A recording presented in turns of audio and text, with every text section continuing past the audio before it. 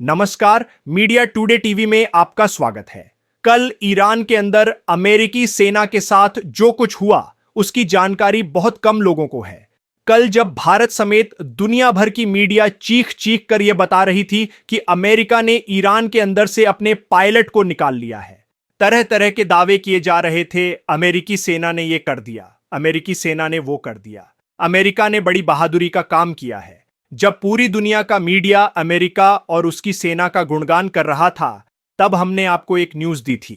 हमने आपको बताया था कि पायलट को निकालने की कहानी झूठी है और अमेरिका का यह ऑपरेशन पूरी तरह से नाकाम साबित हुआ है। आज ईरान ने एक सनसनीखेज दावा करके ट्रंप के दावों की हवा निकाल कर रख दी है। ईरान ने कहा है कि अमेरिका ने यह ऑपरेशन पायलट को निकालने के लिए नहीं, बल्कि ईरान का यूरेनियम चुराने के लिए किया था, जिसमें वह बुरी तरह नाकाम रहा। ईरान की सेना इसके लिए पहले ही पूरी तरह से तैयार थी और उसने अमेरिकी विमानों के परखच्चे उड़ाकर रख दिए। दरअसल अमेरिकी सेना ने इस ऑपरेशन के जरिए यह जानने की कोशिश की थी कि ईरान के अंदर कितनी ताकत मौजूद है। इस ऑपरेशन के बाद डोनाल्ड ट्रंप को अंदाजा हो गया है कि ईरान में सैनिक उतारना उसके लिए कितना खतरनाक साबित हो सकता है। इसीलिए ट्रंप ईरान की तरफ से किए गए पलटवार से बुरी तरह झल्ला उठा और गाली गलौच पर उतर आया। इसलिए उसने एक बार फिर से ईरान को धमकाते हुए हॉर्मुज खोलने की धमकी दी है। डोनाल्ड ट्रंप ने कहा है कि ईरान के पास अभी भी डील करने का वक्त है, अगर ऐसा नहीं हुआ तो सब कुछ बर्बाद कर दूंगा। डोनाल्ड ट्रंप ने ईरान को धमकी दी थी कि अगर हॉर्मुज स्ट्रेट नहीं खोला तो अमेरिका ईरान के पावर प्लांट और पुलों पर भीषण हमला करेगा। ट्रंप ने इस धमकी के लिए अपशब्दों का भी इस्तेमाल किया था, लेकिन ट्रंप की इस धमकी का भी ईरान पर कोई असर नहीं हुआ। ईरान ने भी ट्रंप की धमकी पर पलटवार किया है।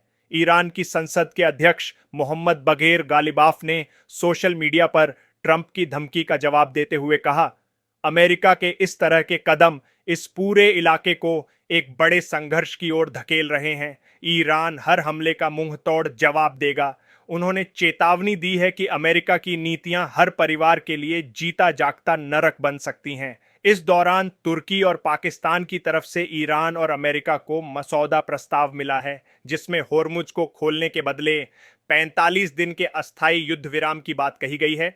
लेकिन ईरान ने अस्थायी सीज फायर से साफ इनकार कर दिया है। ईरान ने कहा है कि वह अपनी शर्तों पर अडिग है, अस्थायी सीज फायर नहीं बल्कि पूरी तरह से जंग का खात्मा चाहिए।